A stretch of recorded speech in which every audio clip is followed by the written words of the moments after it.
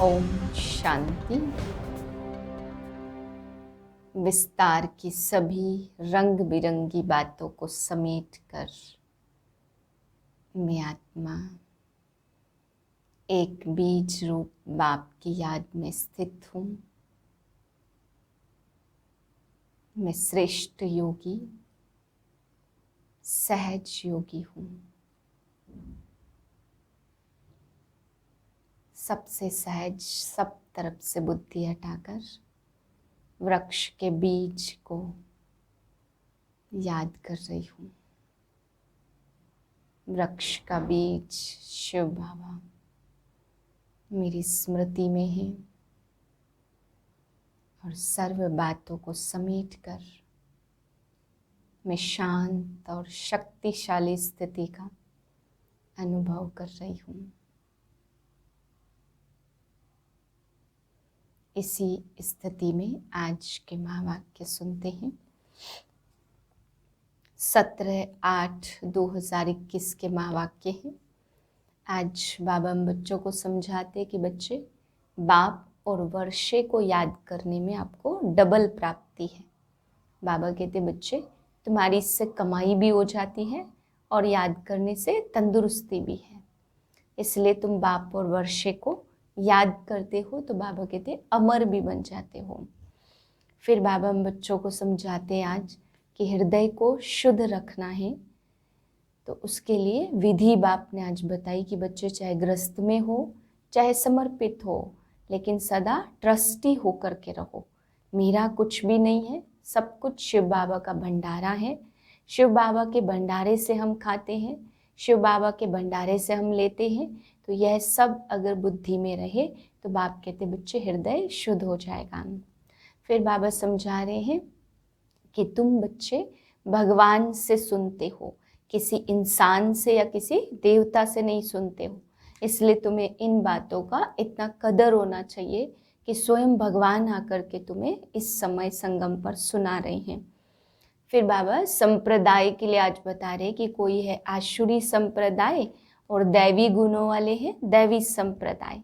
बाबा कहते तुम तो अभी पूरी तरह से दैवी गुणों वाले भी नहीं बने और आसुरी गुण भी हैं, इसलिए तुम हो अभी निराकार संप्रदाय के। बापा निराकार बाप आकर के तुम्हें निराकार संप्रदाय का बनाते हैं।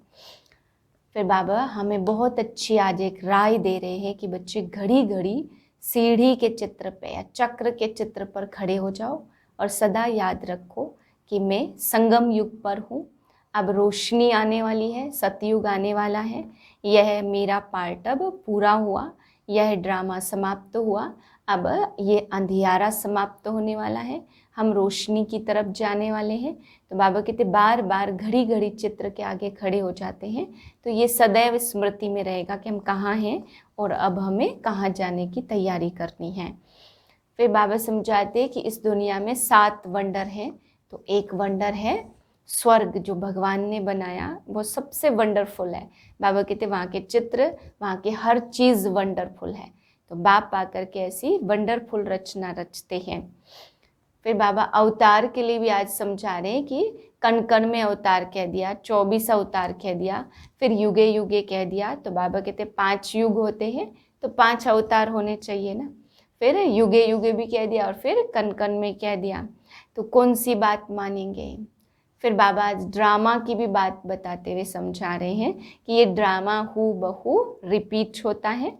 बाबा कहते बच्चे वही 5000 साल बाद वही दादा, वही जौहरी होगा, वही तुम बच्चे आकर के समर्पित होंगे और वही बाप आकर के कार्य करवाएगा। मीठे बच्चे, बाप और वर्षे को याद करने में तुम्हारी कमाई भी है तो तंदुरुस्ती भी है, तुम अमर बन जाते हो। प्रश्न है हृदय को शुद्ध बनाने की सहज युक्ति कौन सी है। उत्तर है कहाँ भी रहो ट्रस्टी होकर रहो। हमेशा समझो हम शिव बाबा के भंडारे से खाते हैं। शिव बाबा के भंडारे का भोजन खाने वालों का हृदय शुद्ध होता जाता। प्रवृत्ति में रहते अगर श्रीमत प्रमाण डायरेक्शन पर ट्रस्टी बनकर रहते हो तो वह भी शिव बाबा का भंडारा है। मन से सरेंडर है, ओम शांति। जन्म जन्मांतर आधा कल्प बच्चों ने सत्संग किए हैं।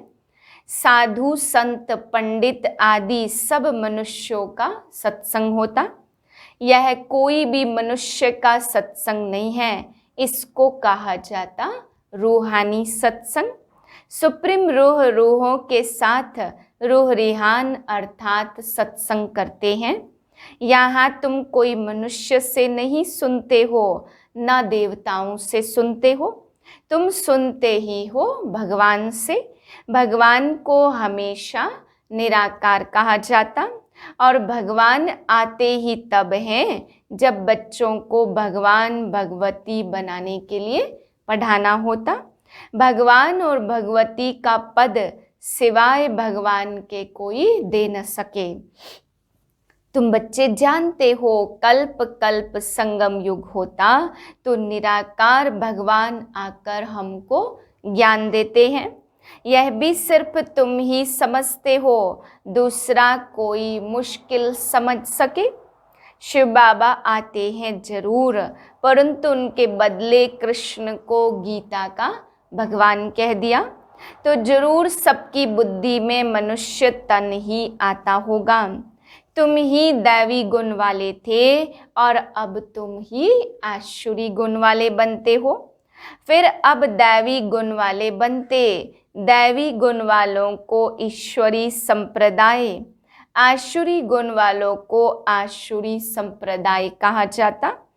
अब निराकार बाप निराकार संप्रदाय और आत्माओं को पढ़ाते हैं, इसलिए कहा जाता ईश्वरी संप्रदाय अथवा रूहानी संप्रदाय, जिन्हें रूहानी बाप आकर के पढ़ाते। अभी तुम रूह अभिमानी बनते हो।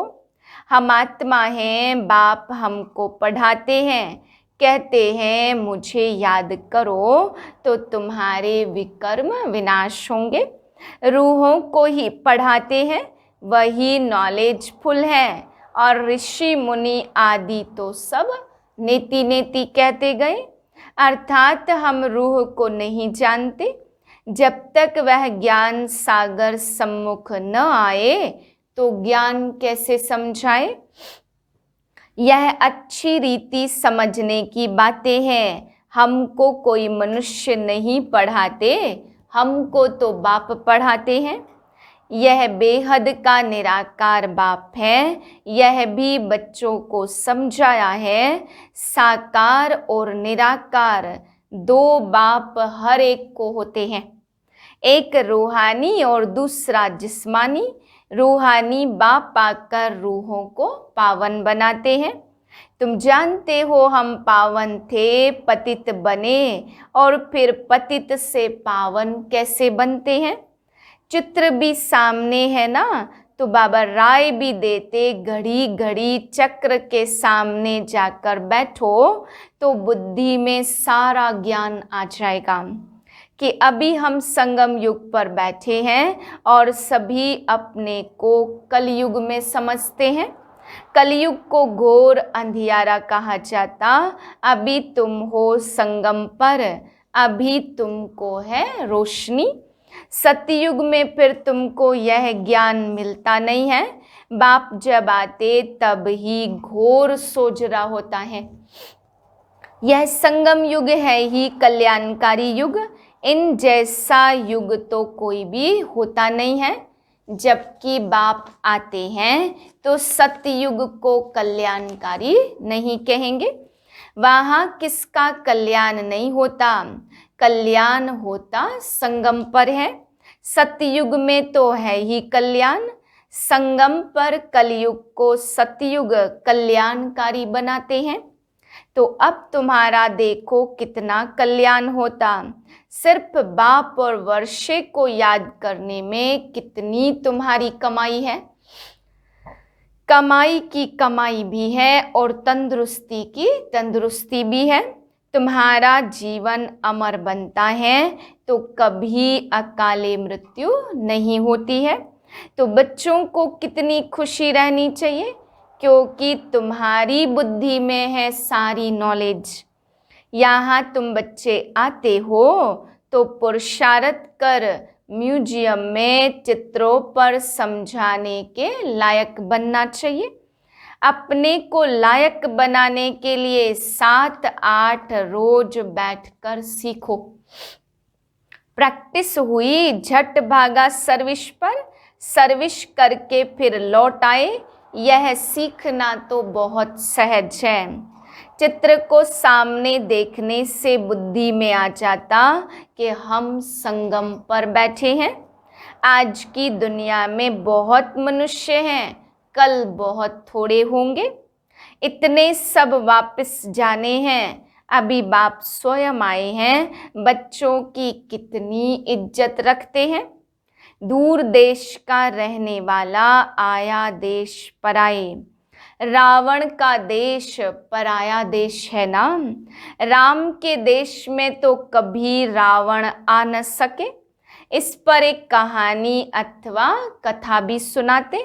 जो भी कथाएं सुनाते वह सब है कहानियाँ। ना तो कहानियों में कोई सार है, ना नॉवेल्स में कोई सार है। अभी तुम बच्चों की परवरिश तो बाप के हाथ में है। बस तुम ही से खाऊं, तुम्हारे ही भंडारे से खाऊं। तुम्हारी सारी परवरिश यहाँ ही होती। जो सरेंडर हो जाते हैं उनकी परवरिश तो होती ही है। लेकिन जो मन से भी समझते सब कुछ ईश्वर का, बाप का है। मैं ट्रस्टी हूँ। हम श्रीमत पर ही चलकर खर्चा आदि करते। ऐसे जो समझते हैं वह भी शिव बाबा के भंडारे से खाते हैं। शिव बाबा के भंडारे से खाने से हृदय शुद्ध होता। ऐसे नहीं कि वह शिव बाबा के भंडारे से नहीं खाते हैं। बाप के डायरेक्शन पर चलने वाले भी जैसे कि बाप के भंडारे से खाते। जिस भंडारे से खाया वह भंडारा भरपूर और काल कंटक दूर। उसके बाद तुम कभी भी अकाले मृत्यु को नहीं पाएंगे। इस समय ही शिव बाबा आते हैं, उनकी महिमा भी गाई हुई है।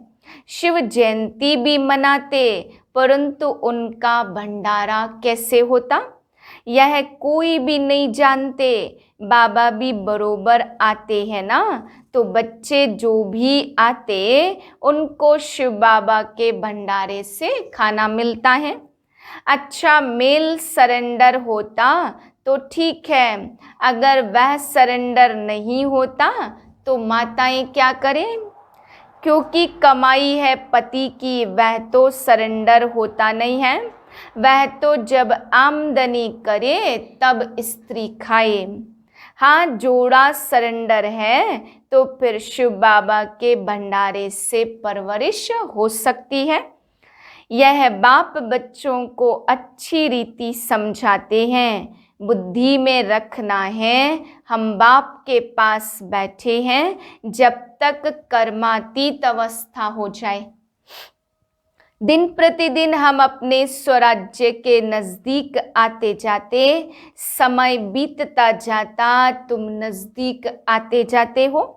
सतयुग के पहले वर्ष में अब कितने वर्ष कहेंगे, अब कितना नजदीक आ गए हैं। बाप कहते बच्चे अब तुम्हारा 84 का चक्र पूरा होता। तुमने अब 84 जन्मों के चक्र को जाना है। चक्र को देखने से ही कहेंगे अभी हम संगम पर हैं। इस तरफ है कलयुग और उस तरफ है सतयुग। कल हम अपने सुख धाम में होंगे तो दुनिया को यह पता नहीं है, वह तो बिल्कुल घोर अंधियारे में है। तुम बच्चों को बहुत खुशी होनी चाहिए। बेहद के बाप से हम 21 जन्म की कमाई करते हैं, सदा सुख का वर्षा पा रहे हैं। यह खुशी रहती है ना, तो स्वर्गवासी बनना यह तुम्हारी ही तकदीर में है। स्वर्ग एक वंडरफुल चीज़ है, जैसे 7 वंडर्स दिखाते हैं ना, यह तो सबसे बड़ा वंडर है। चित्र भी है वंडरफुल स्वर्ग के। यह लक्ष्मी नारायण स्वर्ग के मालिक थे, इसलिए बाबा ने लिखा था ऊपर में सूर्यवंशी का लिखो और उसके नीचे चंद्रवंशी का लिखो, तो आधा कल्प पूरा हो जाएगा। सूर्यवंशी चंद्रवंशी 1250 वर्ष, तो फिर लाखों वर्ष की तो बात ही उड़ जाए। वहां बाहुबल में कितना खर्चा होता, यहाँ तो शुरू से लेकर अंत तक कुछ भी खर्चा नहीं है। यह तो बाप और बच्चों का हिसाब है, खर्चे की बात ही नहीं है। बच्चों का ही पैसा है, सो भी कितने दिन तो पास हो गए, बाकी थोड़े दिन हैं, खर्चा कुछ भी नहीं है। तुम जीवन मुक्ति पाते हो बिगर कौड़ी खर्चे। इसमें सिर्फ मेहनत की बात है। भगवान को तो सब भक्त याद करते, परंतु यह नहीं जानते कि भगवान कौन है। भगवान को न जानने के कारण बहुतों को भगवान मान लेते। अब तुम बच्चों को सच्चे बाप का परिचय देना है। बाप ने कितनी बार समझाया, बड़े बड़े चित्र मुख्य स्थानों पर लगाओ। जैसे एरोड्रम है, एरोड्रम वाले क्या लेंगे, उनको समझाओ यह तो सब मनुष्यों के कल्याण के लिए है। इनको समझने से ही मनुष्य बाप से वर्षा ले विश्व का मालिक बन सकते हैं। मुख्य है दिल्ली, दिल्ली कैपिटल है ना, वहाँ सब इकट्ठे होते हैं। वहाँ टीन पर ऐसे बड़े बड़े चित्र हो, मुख्य है ही त्रिमूर्ति, गोला और झाड़। यह सीढ़ी तो कमाल की है, इसमें विनाश आदि भी अच्छी रीति लिखा हुआ है। और पतित पावन परमपिता परमात्मा है, वह पानी की गंगा।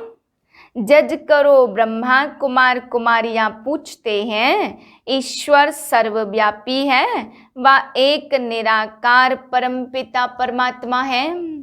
बाप से तो बच्चों को वर्षा मिलता, तो मुख्य है ही यह चित्र। त्रिमूर्ति का चित्र भी बहुत बहुत वैल्यूबल है। बच्चों को अथाह खुशी रहनी चाहिए। बेहद का बाबा हमको पढ़ाते हैं स्वर्ग का मालिक बनाने के लिए। बाबा आकर स्वर्ग की स्थापना और नरक का विनाश कराते, इसलिए महाभारत लड़ाई भी साथ में है। हर 5000 वर्ष बाद यह चक्र फिरता है। बाप भी कल्प कल्प कल्प के संगम युगे आते हैं। गीता में उन्होंने फिर युगे युगे लिख दिया, सो भी 5 युग हैं तो 5 बार आए। फिर 24 अवतार, फलाना अवतार क्यों लिख दिया है। मनुष्य कितने यज्ञ तप तीर्थ आदि करते हैं, समझते हैं यह सब रास्ते भगवान से मिलने के हैं, परंतु भगवान के पास तो कोई भी जा नहीं सकते।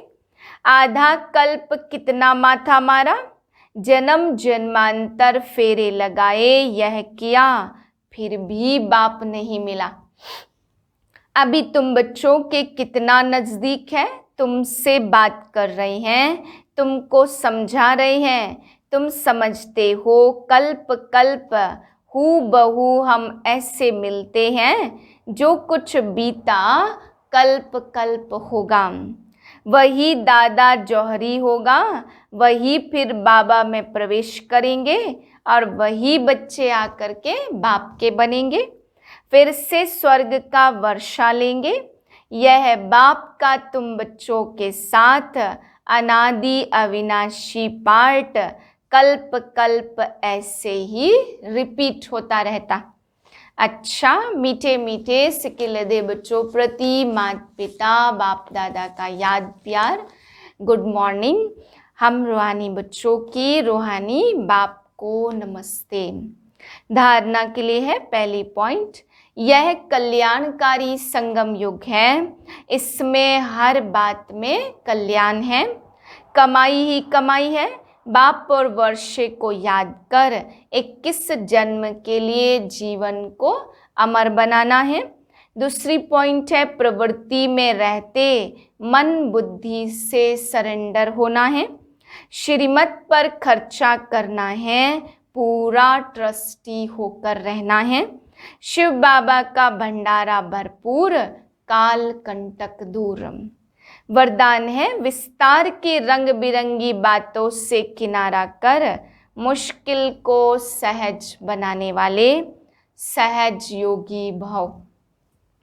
जब बाप को देखने के बजाय बातों को देखने लग जाते हो तो कई क्वेश्चन उत्पन्न होते हैं और सहज बात भी मुश्किल अनुभव होने लगती है, क्योंकि बातें हैं वृक्ष और बाप है बीज।